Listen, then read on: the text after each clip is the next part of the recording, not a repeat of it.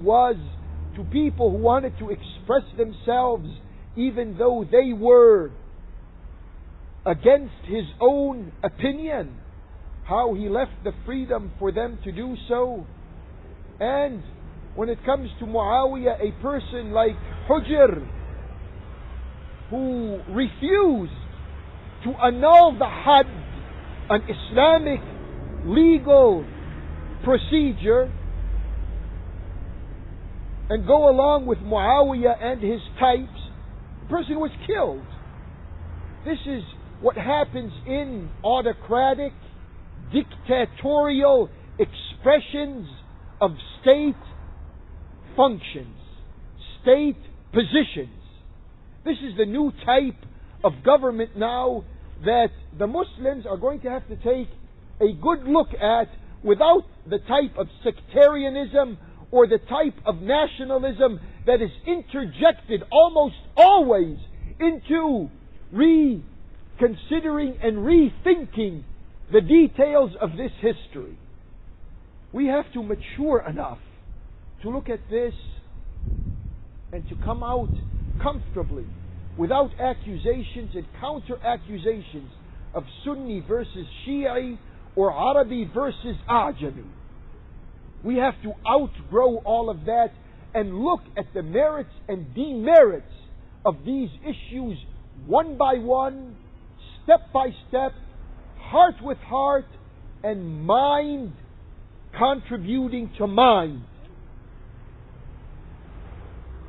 This new chapter, Muawiyah was in Asham 20 years as an Amir, as a governor, roughly speaking.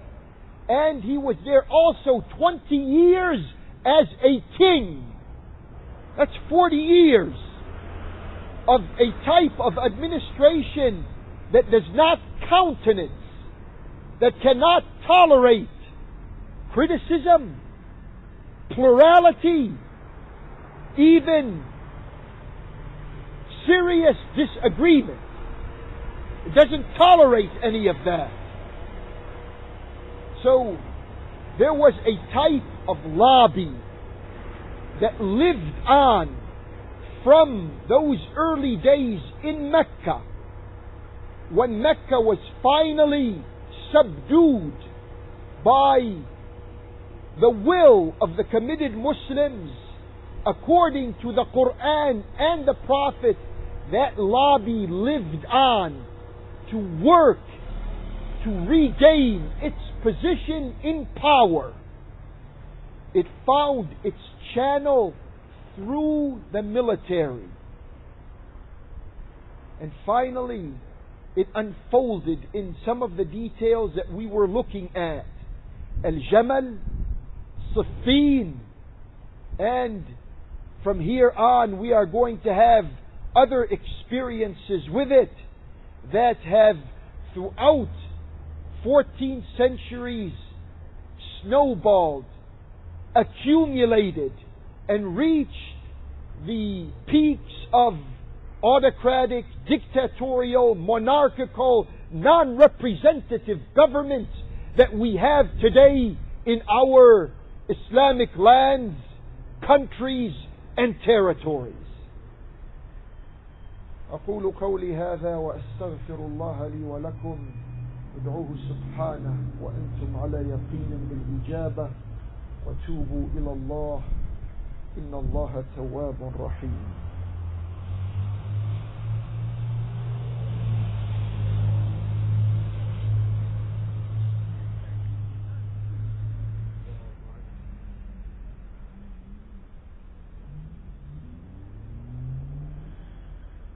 الحمد لله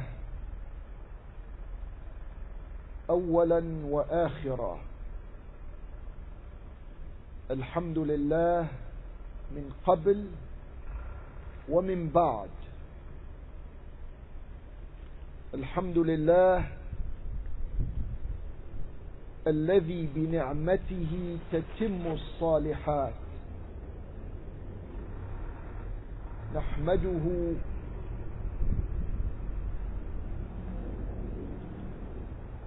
في السراء ونحمده في الضراء ونحمده على كل حال.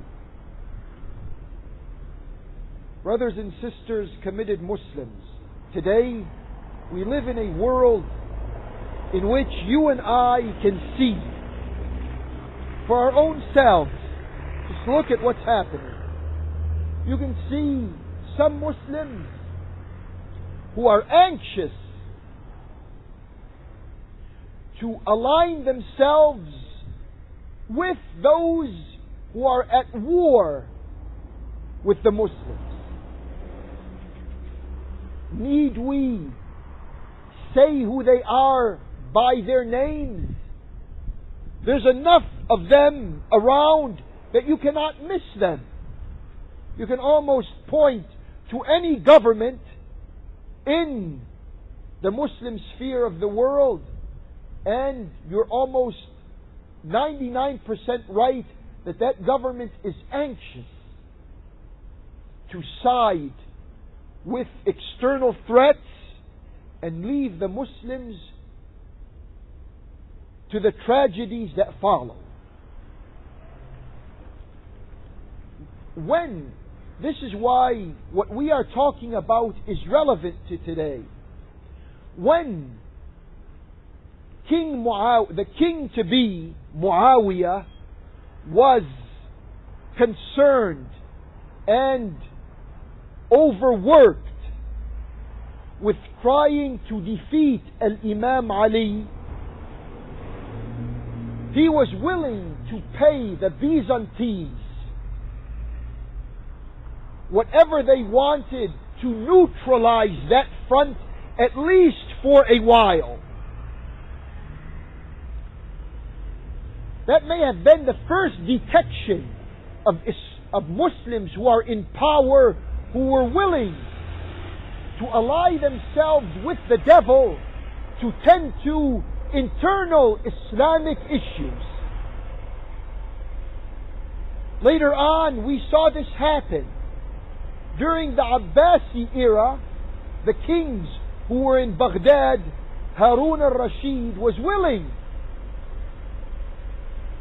to be on good terms with Charlemagne in France so that they can get rid of the Muslims in Al-Andalus.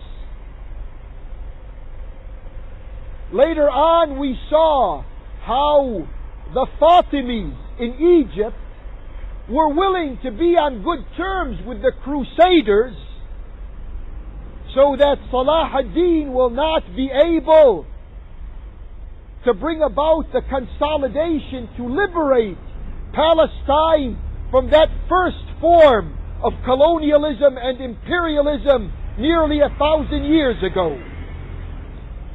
This is what we see today developing in front of our own eyes, is just a rerun of what began to happen during that time. And for how long are we willing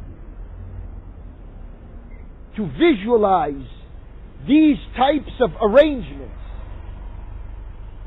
This is going to go on for a long time, as long as these masajid that we have don't bring this information and place it in our heads so that we can begin to make sense out of it, learn from our mistakes, and improve the efforts of those who preceded us. This is what has to be done today.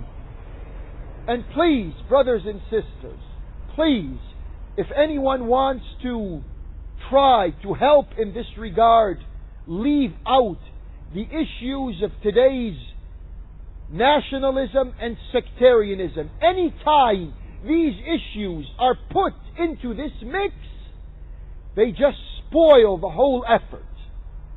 Let us try to look at them with the maturity of our brotherhood, with the sincerity of our togetherness, and with the devotion that we all have towards Allah and His Prophet. اللهم أرنا الحق حقا وارزقنا اتباعه وأرنا الباطل